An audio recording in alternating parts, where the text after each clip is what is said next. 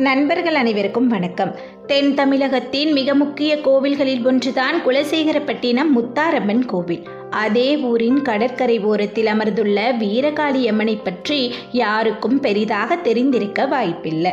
தன் பிள்ளைகளுக்கு ஆபத்து என்றால் துடிக்கும் தாயுள்ளம் கொண்ட முத்தாரம்மனே நேரில் காட்சி கொடுத்து ஒரு பெண்மணிக்கு இழைக்கப்பட்ட அநீதிக்கு நியாயம் கிடைக்கிற வகையில் அருளாட்சி புரிஞ்சிருக்காங்க. அந்த பெண்மணி வீரகாளி வீர மனோகரி என்ற பெயரோடு குலசேகரப்பட்டினத்தில் தனக்கென ஒரு சன்னதி கொண்டு தன்னை வழிபட வரும் பக்தர்களுக்கு வேண்டும் வரம் அருள் புரிந்து வர்றாங்க. மக்களின் பிரச்சனை எல்லாம் தீர்த்து வைக்கிற இந்த வீரகாளியை இன்றைக்கு வரைக்கும் சங்கிலியால கட்டி போட்டு வச்சிருக்காங்க. பிறந்த குழந்தைகளை கண்டிப்பா இந்த அம்மன் கிட்ட கூட்டிட்டு போய் ஆசி வாங்கி வர்ற பழக்கம் இன்றைக்கு வரைக்கும் இருந்து வருது. இதன் பின்னாடி இருக்கும் வரலாறு பல ஆச்சரியமூட்டும் தகவல்களை உள்ளடக்கி இருக்கும். வாங்க இப்ப வீடியோக்குள்ள போகலாம். கேரளாவில் மாந்திரீகங்கள் மட்டுமே குலத்தொழிலாக செய்து வருகின்ற நம்பூதிரி குடும்பத்தை சேர்ந்தவள் தான் மனோகரி.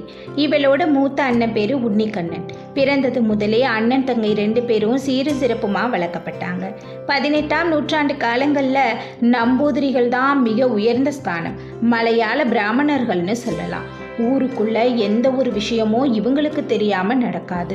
மிக உயர்ந்த சமயத்தில் அவர்கள் இருந்தாலும் அவர்களின் குலத்தொழிலாக கருதப்படுகிற மாந்திரிக தொழிலை செய்யறதுக்கும் தலைமை வகிக்கிறதுக்கும் ஒருவர் மட்டுமே குடும்பத் தலைவனாக ஊர் தலைவனாக பொறுப்பேற்க முடியும். அவர்களுக்குள் அவர்களே போட்டுக்கொண்ட சட்டம் ஒன்று உண்டு. அது என்னன்னா, ஒரு நம்பூதிரி குடும்பத்தில் முதலில் பிறக்கும் ஆண்மகனுக்கு மட்டுமே தொழில் மற்றும் சொத்து தலைமை பங்கு அனைத்தும் கிட்டும்.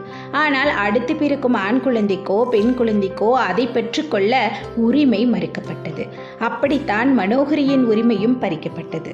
14 வயதில் பெரிய மனுஷியானதும் அவளுக்கு உடனடியா திருமண வயது வந்தது என கருதப்பட்ட காலம். மனோகரியை மணமுடிக்க வந்த மற்றொரு நம்பூதிரிகள் குடும்பத்திடம் திருமண பேச்சுவார்த்தை நடத்திய மனோகரியின் பெற்றோர்கள், எங்க பொண்ணு மனோகரியை உங்க வீட்டுக்கு மணமுடித்து தந்த பிறகு உங்களுக்கு பிறக்கிற வாரிசு எங்களுக்கு எந்த விதத்திலும் சொந்தமில்லை, எங்கள் சொத்தில் எந்த உரிமையும் வகிக்க கூடாது என்றதும் மனோகரியின் மனதில் தன்னை தனித்து விடப்பட்ட மன ஓட்டத்தில் இருந்தா.